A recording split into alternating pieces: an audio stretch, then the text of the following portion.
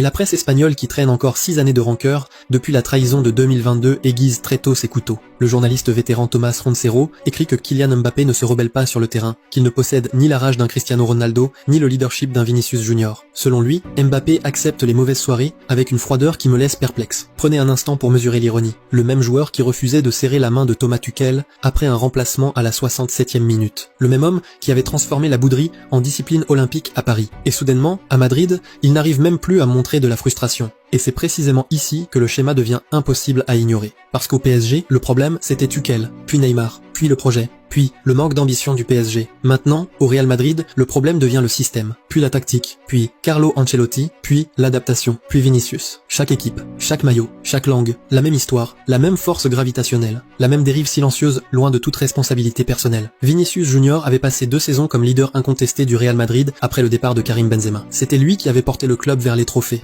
lui qui avait subi des insultes racistes partout en Europe avant de transformer cette haine en carburant, lui qui était devenu le véritable cœur émotionnel de l'équipe. Puis Kylian Mbappé est arrivé, le joueur le plus médiatisé du monde, le plus gros salaire du vestiaire, le centre absolu du marketing du club. L'ancien international français, Eric Abidal, l'avait résumé parfaitement. On savait que la cohabitation serait difficile. On met 2 coqs dans le même poulailler. La connexion n'a jamais réellement fonctionné. Les 2 joueurs occupent naturellement les mêmes zones du terrain en repiquant vers la gauche, en réclamant les mêmes espaces. Le niveau de Vinicius commence à baisser. Son langage corporel se détériore. Puis des rapports commencent à émerger. L'influence de Mbappé affecterait le Brésilien. Vinicius aurait même commencé à reproduire certaines des pires habitudes de Mbappé. Revenir en marchant au lieu de presser, quitter la structure défensive, se désengager sans ballon. Les mauvaises habitudes devenaient contagieuses. Depuis que Mbappé est arrivé au Real Madrid, le Real Madrid c'est devenu la Real Sociedad. Et même les joueurs ils ont changé.